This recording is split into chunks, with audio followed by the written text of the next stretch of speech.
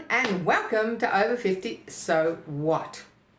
A lot has happened since I last saw you. I was walking down the street, got distracted for a split second, put my foot in a hole, boom! And I have broken my ankle. So I will be a few weeks talking to you in the moon boot.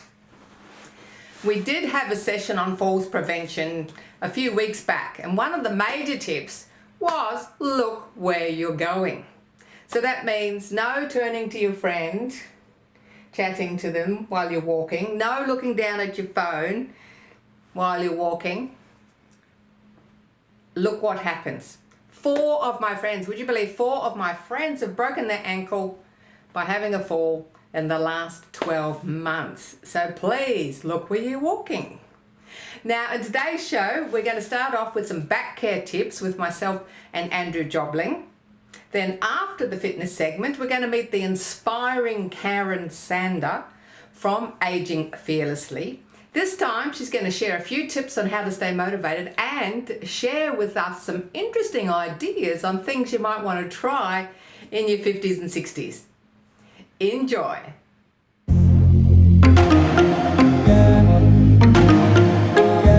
Hey there, welcome to the Wellness Zap. My name's Andrew, this is Carol, and we're wonderfully happy to be here. I'm excited. Look at Carol jumping out of her skin. Now, part of the reason why Carol is jumping out of her skin is because she's got a healthy back. And if you don't have a healthy back, you know what it's like. Life is pretty miserable. So I'm going to hand it over to Carol, successful speaker, author, TV personality, who's going to tell you all about how to look after your back. Over to you, Carol.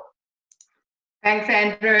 Yes, when you got a bad back, you know all about it. You can't do anything, you can't sleep, it gets into your whole work life, your family life, your leisure life. It ruins everything. And unfortunately, in 2017, the Australian Bureau of Statistics found that 4 million Australians suffer from back pain, and that 90% of us are going to have back pain at some time in our lives, 90%. And the biggest concerning area is when you're working. So 77% of people, 15 to 64, very good, Andrew, sitting up nice and straight there. 77% of the back pain problems are during those working years. And after that, the back pain diminishes. So hopefully today you'll get a few quick tips and hints as to how you may prevent yourself from getting back pain in the future and not become a statistic, or how it might alleviate any back discomfort you've got now. Of course, if you do have a chronic condition, we would suggest you go to a health practitioner. Now, we have talked about this briefly before, about the problem of us sitting down all the time, and that's the working years is when the back pain is the worst. A lot of us sit down for work, and we're in what's called the forward flexed position. So we're forward, which means that the muscles in the front get tight. So your hip flexors get tight, your chest gets tight. So the tip is you want to stretch the muscles in the front, and you want to strengthen the muscles in the back. When it comes to the hip flexors, these are really, really important because the hip flexors attach to the discs and the vertebrae in the lower back. So they are a leading cause of lower back pain. So I'm just going to show you a quick and easy stretch for your hip flexors. Just lift your back heel and you bend, and all you need to do is tuck your bottom under. So squeeze your buttocks, push forward as hard as you can, and you'll feel a deep stretch in here. That's what you're aiming for, a stretch in here. So the more you tighten your buttock, tuck your bottom under, the more you'll feel the stretch right through there, through the hip flexors. So if you can try and do that stretch every day, that's really going to help your back pain, or help prevent you from getting back pain. And I do it religiously myself every day. So that's the hip flexors. Now, with this chest, what you can do is on a doorway, you can just lean on the doorway, get a lovely stretch through the chest. That's a nice, easy stretch to do. Or squeezing your shoulder blades together at the back. Or lying on the floor, you can put your arms over your head. So lying on the floor on your back, arms over the head, stretching out the pecs. So stretching out the front, then strengthening the back. You want to do any kind of rowing motion. So rowing on a rower with a band, or bent over rowing with weights. Any kind of rowing motion is going to strengthen the back. And then you want to work on your glutes. And again, on the floor, on all fours, anything where you're taking your leg backwards is going to work on the glutes. So strengthening the back, stretching out the front. And the other thing I'll just go through is bending.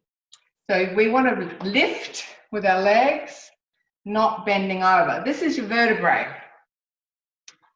When you bend forward, it puts pressure on the disc in the front and pushes the disc out towards the spinal cord. So you want to avoid any kind of bending forward like this, because that is what's happening in your spine. Keeping a straight back, whether you're doing the gardening, whatever. Sometimes you go, oh, bent over, pick something up, put my back out. It wasn't that one incident, it was the fact that you've been doing it over and over and over and over again, causing what we call micro trauma. So avoid any kind of bending forward, use the legs. So stretch, strengthen, bend. So that's it for looking after your back. I hope that's been helpful. Andrew, is there anything you do particularly for your back? Well, Carol, that's wonderful stuff, everything you said. I do a lot of stuff on my glutes. You talked about glutes and core. If I know that if I strengthen my core muscles and my glutes, then that's going to help me keep my back nice and strong. So yes, I do that every single day. So thank you so much, Carol. That was wonderful. You've given us some great tips of how to look after that back that keeps us up. So it's really important to look after it, so make sure you do. Anyway, we will see you for the next Wellness Zap. See you later.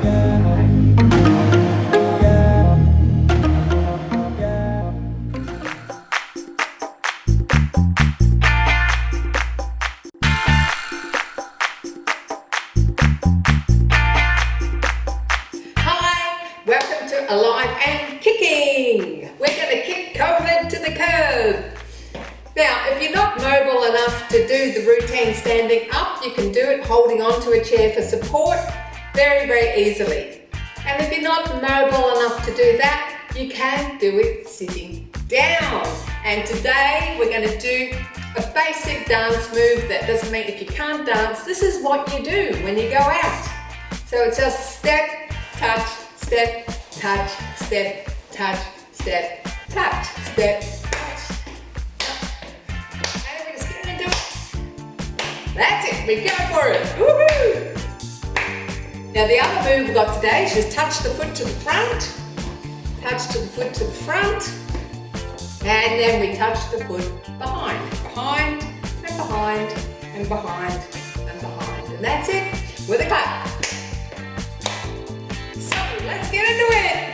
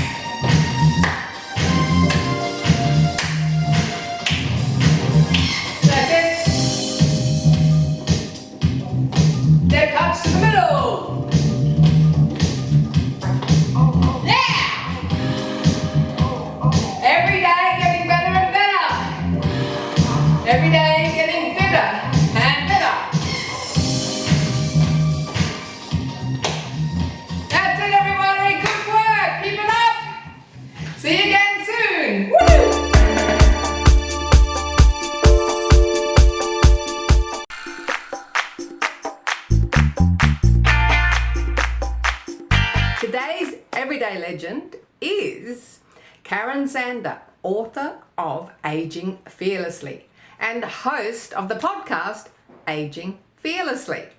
And she's going to share with us today some more tips on how to keep yourself motivated. And she's going to tell us about some of the things that she's tried in her 50s and 60s. So you might like to think about putting them on your bucket list.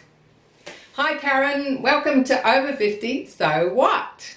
Oh my goodness, Carol, it's absolutely great that we were introduced.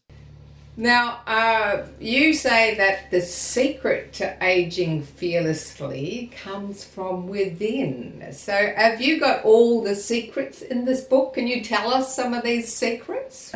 And, you know, there's little tips like I talk about, like the physical, and just getting out and having a go at unusual things. You said, you mentioned a few things then. What are the sports you mentioned going and hot? You mentioned a couple of Zip lining, scuba diving. all things that, you know, are wonderful, you know, being in the water, first of all. I mean, the water is vitamin C, SEA, is the perfect health remedy for your mind. You know, you don't see people come out of the water looking sad. They usually come out of the water looking really good. And I've listened to other people talk about that, you know, they've been able to give up things like antidepressants, and when they're regular swimmers and regulars in the water, that it's helped their mental health tenfold. So I did jump out of a plane for my 60th birthday. My friends gave me a voucher to jump out of the plane. Does that say they wanted to get rid of me? Possibly. But I always said I'd never jump out of a plane, but never say never is the old saying, isn't it? Because I've done it. And I had huge fears about that. But you know what? It was great to do it once. Note I said once. Well, we do hold the record for the oldest skydiver in the world, 102. Lady in Adelaide last year, she went skydiving at 102. She's amazing, and I think to be able to have the fitness to do that as well, and the ticker, you know, she's obviously in very good health, because you could get up there and just have a massive heart attack, couldn't you? But what have you got to lose? Right? What have you got to lose at 102? You know, going out on the way down, the first floor, second floor, third floor. I like the way you talk about doing different activities. I mean, and when I wrote my book, part of it was, you know, I was pole dancing, because I always said I wanted to have a go at pole dancing. It's an incredibly sexy sport. I did pole dancing as well in my 50s. Thank you. Well, you know what it's like. It's I was a pretty crap pole dancer, but I did make it into Body and Soul. Probably they felt sorry for me, you know, this silly woman getting up a pole. But, you know, I found it really good for my body in terms of posture, because I think when you talk about coming from within, there's a lot of things you can do with your own body that make you feel good from within. And that's why I write about posture, because I think posture is incredibly important. If you're hunched over, it's like the fetal position that people go into for fear. But if you stand up and you drop your lats at the back, and you don't have to pull your shoulders up, but you pull your shoulders back and you drop, it's quite relaxing. And it makes you, standing tall makes you feel really good within. And it gives you it's almost, people see you differently when you stand tall. Yeah. So things like that, that's, you know, something else that, you know, pole dancing taught me a lot about my posture.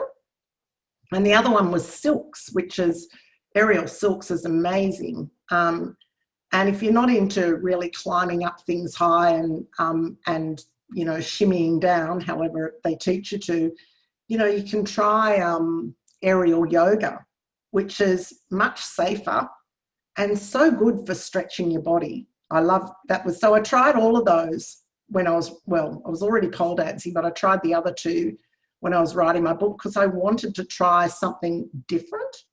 And I wanted to get the sexy, sassy bit going. So now that you've done the skydiving, the pole dancing, the aerial silks, what's still on your bucket list? What other things have you got on your to-do list? I've turned into a bit of a grey nomad, which I never envisaged myself doing. So we have been, we were lucky to get into Queensland before, like 4 hours before the border shut. And I had 3 weeks with him in a motorhome and I didn't kill him. We got out on bikes and we're going to buy some e-bikes so that when we travel, especially while Australia's still, we're not really able to travel overseas. But we also, so when we travel, we want to use e-bikes once we're in a town to explore. We are planning on swimming with the whale sharks in Ningaloo. There's so much to do. I have an event that I want to take around Australia, and that's big on my agenda. It's a storytelling event. And I think one we've talked about doing is going to somewhere like France and being in one location and learning the language for 6 months. I think that, it's not all about the physical, it's also about the mind and experiences, and Antarctic's also something I want to do. My bucket's overflowing. What keeps you motivated? I thrive on people. It's harder to stay motivated, and you would know this when you're in COVID, especially, and I think you're very much like me. When you're a people person, a lot of times you get your motivation from the people you're around. I want to say also there's times I lose my motivation, but now instead of getting angry at myself or frustrated with myself, I go, it'll come back when it's ready. We can't always be on. That's right. Be kind to yourself. Now, to finish off with, what suggestions would you give to people over 50 to make the most out of life? Number one, find your tribe, your community, because I think that is so important, and it gives you inspiration, it gives you motivation. I think continue educating, and my podcast, I say, is to educate, motivate and inspire. So continual learning, lifelong education. But I believe that purpose, a passion and purpose, and I'm probably correct in saying that this is one of your passions, having a community TV program, and interviewing people is one of mine. I think if you find your own passion and purpose, I think half the battle's won, because it gets you up in the morning. I think it's time to really enjoy what we have in front of us. Look forward to it, enjoy it, because there's so many great things to enjoy. Well, thanks so much, Karen. Thanks for being on the show today. I think I need you on my podcast, Carol. But no, thank you. It's a real pleasure to speak to someone that's spreading the word that, not everybody needs help with moving forward, but if this gets to the right people that do, then that's great. It's important. Some people need that little extra TLC and, direction. Great. Thanks a lot, Karen. Oh. So, did Karen inspire you to put a few new things on your bucket list?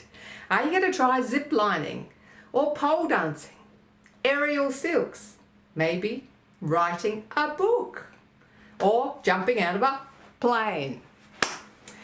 If you want some ideas for your bucket list, just drop us a note through Facebook or through the website and you can get that bucket list template.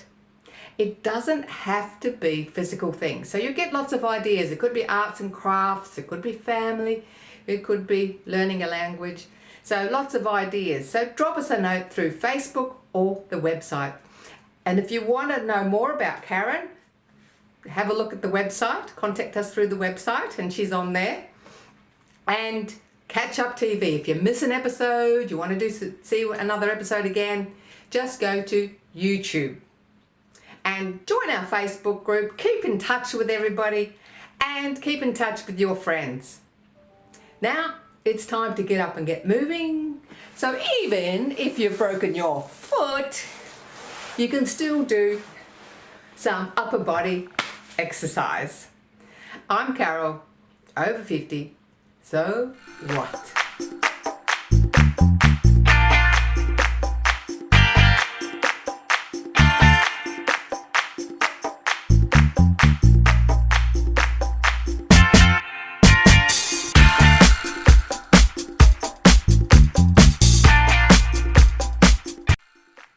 Thanks for watching our TV show. Be sure to hit subscribe and then you'll never miss an episode. Jump on Facebook, join our group, get in on the fun, fitness, wellness and inspiration. I'm Carol, over 50, so what?